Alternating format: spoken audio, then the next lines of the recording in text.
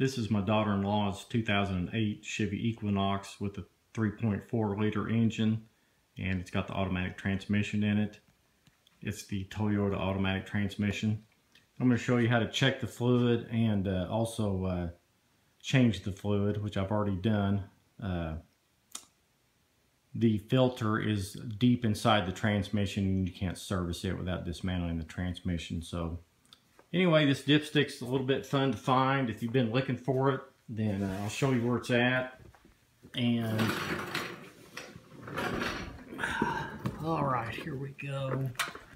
All right, here's the center of the car. Looking underneath it, there's the blue oil filter for the engine. And then there's the starter right there. And then this is a motor mount right here. And the dipstick, see that yellow plastic dipstick? That's the transmission dipstick. And if you can see that bolt, there's a bolt that holds the dipstick in. So you have to pull that bolt out. It takes a 12mm socket. And I've already got it threaded almost all the way out. I'm just showing you everything. So you can reach through here with a wrench or a tiny ratchet and get that bolt loose and remove it. Or you could go above the, this is still the motor mount. You could still go above that and reach down with a long extension and get to it. But you still can't even hardly get your hand in there, your fingers, to pull the dipstick up. So I looked at it, and I did set a bottle jack with a piece of wood under the oil pan, because I thought if I take that motor mount loose, of course, you would think that the engine would roll a little bit, but it didn't move a bit. So I think unless you're just checking the fluid and that's all you want to do, you might not want to take the motor mount off, but it's pretty easy to take off. So I would suggest just taking it off, because you can't hardly get that. Even if you got that bolt out, it'd still be hard to get that dipstick out. So what you want to do is there's 3 bolts on the motor mount. Like I said, they're all loose. Everything's loose. I'm going back together with it. I thought I'd shoot a video. You got one right here. You got one right here. And then there is one, which I don't have in the hole. You'll see it. It's right up there. So those take a 15mm socket, and then take those 3 bolts out, and then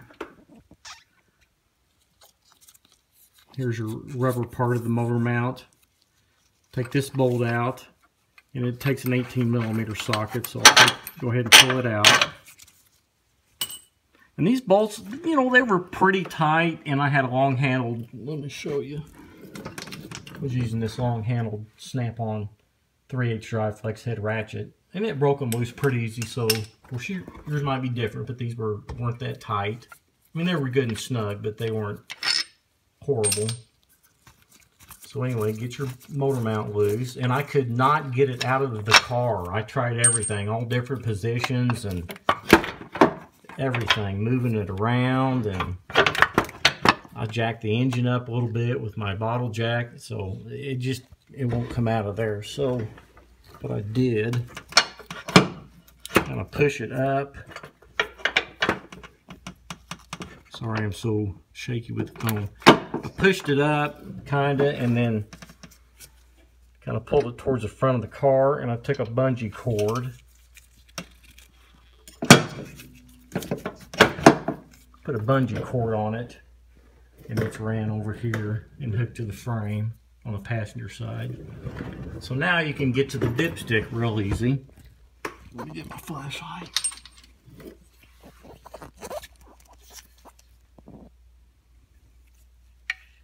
Okay, now you can get to it real easy and take the bolt out.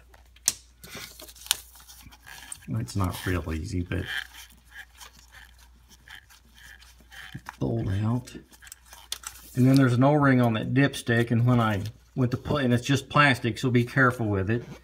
That dipstick was dry and it was kind of stuck in the hole, so be careful with it and don't break it off. But anyway, just pull it up out of there. And it's got markings on it. Let me see. I don't know if you can read them, but it's got cold, about in the center of the stick there, and then it goes up to a hot range. And also I put some dielectric grease, or you could use Vaseline, put some on the O-ring right there so it'll slide in and out of the hole a lot easier and it won't get stuck. But anyway, what you want to do is check your fluid level first with the engine running before you even start anything, before you take anything loose or drain anything, and make sure the fluid level is fine. Even if it's down in the cold range, you know, even a quarter way on the stick in the cold range or halfway, that's probably okay if the engine's cold. Now if it's hot, it may be up in the hot range. So anyway, check your fluid before you start. I'll tell you that reason why here in a second.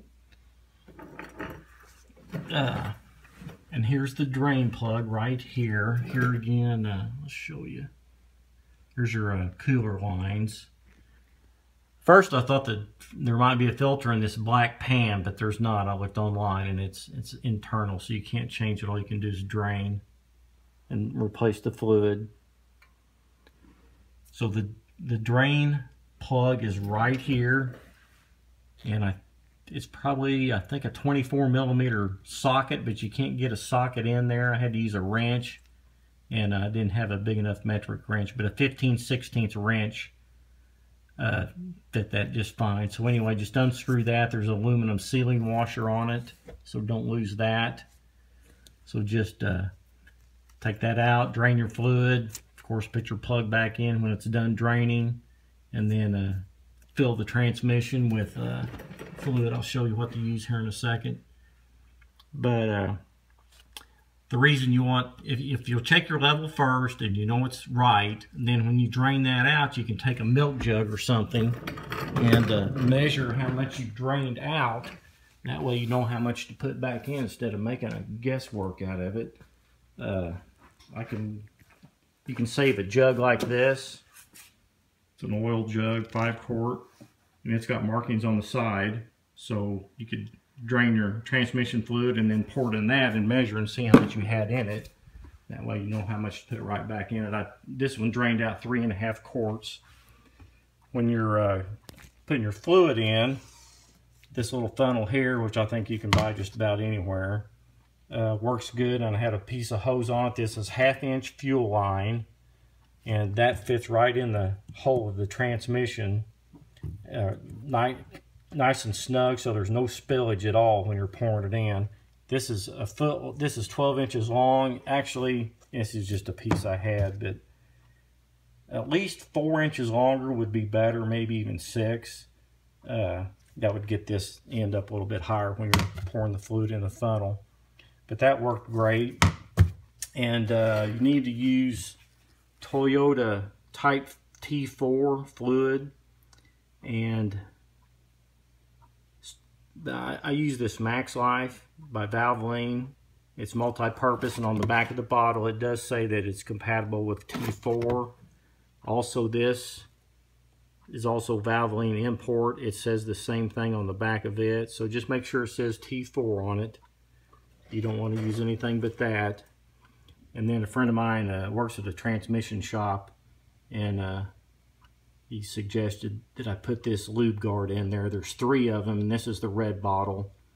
And that was about $12 or $13 for that bottle. And it tells you on the side, I believe it's 1 ounce per total capacity of the transmission. And I wouldn't swear to it, but I think this one holds about 9 or 10 quarts, and this is 10 ounces. I just poured the whole bottle in there. So, I believe that's about all I was going to tell you. Of course, after you fill the transmission, put your dipstick in there, start it up, shift it into reverse, then neutral, then drive. Pause at least 3 to 5 seconds when it's in each position. Do that a few times back and forth, then put it in park, idle the engine, pull your dipstick and check your fluid. And like I said, if it's just in the cold range on a cold engine, even if it's like a quarter of the way up on the stick, that's probably good, because the fluid temperature does make a big difference on the dipstick. And also I've got it on ramp, so that's going to make it's going to show a little bit less on the stick. If you want to jack it up in the back and get it all level, that'd be the ideal way to do it. But I drained out 3.5 quarts, put 3.5 quarts back in it, and it was about a quarter of the way up on the dipstick. So I believe that's it. I'm checking the battery. I'm checking it for a drain right now. My meter's shut off.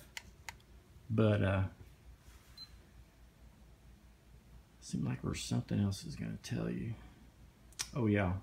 If I think of something else that I forgot, I'll put it in the title drop down, so you might look in there and see if there's any notes. But anyway, hope you enjoyed the video and have fun working on your Equinox. Thanks for watching.